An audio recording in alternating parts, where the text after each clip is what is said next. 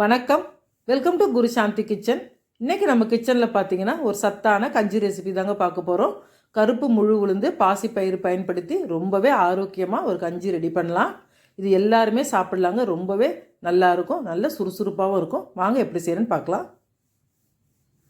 இப்போ பார்த்தீங்கன்னா நான் கருப்பு முழு உளுந்து தாங்க எடுத்துருக்கிறேன். இது கலர் கருப்பாக இருக்கிறதுனால இது சட்டுன்னு கருகிடுச்சுன்னா நமக்கு ஒன்றுமே தெரியாது. அதனால் ஸ்லோ ஃப்ளேமில் வச்சு ஒரு 5 நிமிஷத்துக்கு இந்த மாதிரி கைவிடாமல் வறுத்து எடுத்துக்கலாங்க. இது நல்லா வறுப்பட்டதும் பார்த்திங்கன்னா கலர் லேசாக சேஞ்ச் ஆகிடும், நல்ல வாசனையும் வரும். அதை வச்சு நம்ம இதை எடுத்துடலாம். பாருங்கள், நல்லா வறுப்பட்டுடுச்சு.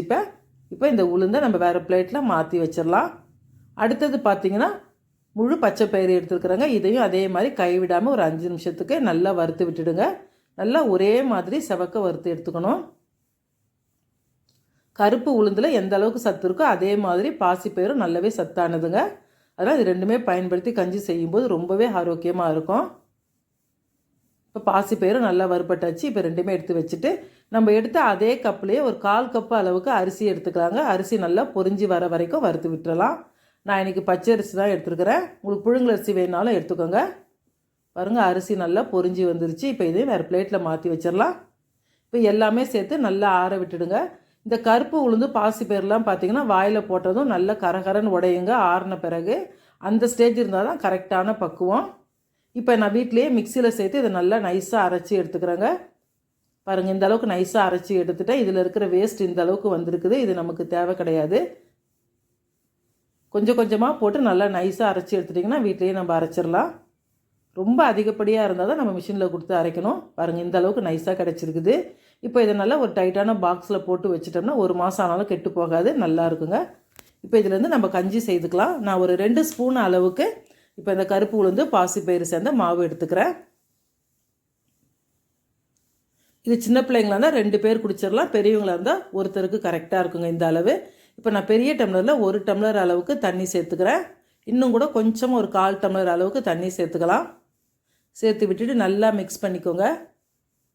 இதில் பாசி பயிறு இருக்கிறதுனால இது அடியில் தங்கிடும் ஃபஸ்ட்டு. அதனால் கொஞ்சம் கிளறி கொடுத்துட்டு நம்ம ஸ்டவ்வில் வச்சிட்டோம்னா கரெக்டாக இருக்கும். உளுந்து மாவு மிதக்க ஆரம்பிச்சிடும். இப்போ நல்லா கிளறிடுங்க. ஒரு கொதி வர வரைக்கும் கிளறி கொடுத்தா போதும்.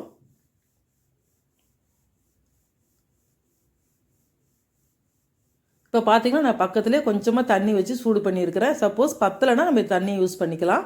இல்லைனா அந்த தண்ணியே கரெக்டாக இருந்தால் அப்படியே விட்டுருவோம். இப்போ ஒரு கொதிக்க ஆரம்பித்த பிறகு அதுலேருந்து ஒரு 5 நிமிஷத்துக்கு மீடியம் ஃப்ளேம்லேயே வைங்க. அந்த அளவுக்கு கொதிச்சதுன்னா கரெக்டாக இருக்கும். மாவு நல்லா வெந்திருக்கும். அப்போ தான் நமக்கு பாருங்கள், இப்போ நல்லா கொதிச்சிருச்சு. 5 நிமிஷம் ஆயிடுச்சு. இப்போ இந்த சமயத்தில் நான் ஒரு 1/4 ஸ்பூன் அளவுக்கு சுக்கு பொடி சேர்த்துக்கிறேன். இனிப்புக்கு வெல்லம் சேர்த்துக்கோங்க.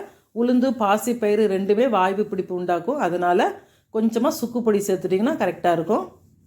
தேவைக்கு வெல்லம் சேர்த்துக்கோங்க. வெல்லம் ரொம்ப அதிகமாக சேர்க்கக்கூடாதுங்க. ஒரு அரை இனிப்பு இருந்தால் தான் அந்த கஞ்சியெல்லாம் குடிக்கிறதுக்கு நல்லா இருக்கும், திகட்டாமல் குடிக்கலாம். இப்போ வெல்லம் சேர்த்த பிறகு நல்லா ஒரு கொதித்து நல்லா பொங்கி வந்ததும் ஆஃப் பண்ணிடலாம். வெல்லம் அதுக்குள்ளே நல்லா கரைஞ்சிரும். பாருங்கள், நல்லா பொங்கிருச்சு. இப்போ ஸ்டவ்வை ஆஃப் பண்ணி விட்டுடுங்க. இது அப்படியே நல்லா ஆறட்டும்.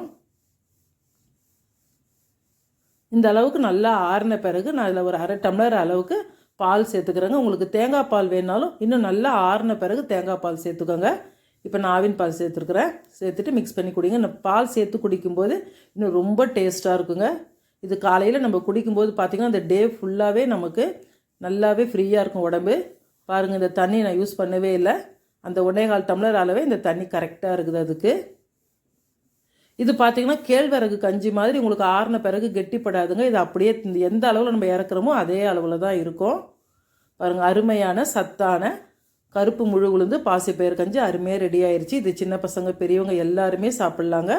டேஸ்ட்டுக்காக நான் கொஞ்சமாக தேங்காய் துருவல் சேர்த்துக்கிறேன். கண்டிப்பாக இதே மாதிரி ட்ரை பண்ணிவிட்டு கமெண்ட் பண்ணுங்கள், லைக் ஷேர் பண்ணுங்கள். இந்த வீடியோ பிடிச்சிருந்தால் மறக்காமல் சப்ஸ்கிரைப் பண்ணிக்கோங்க. நன்றி.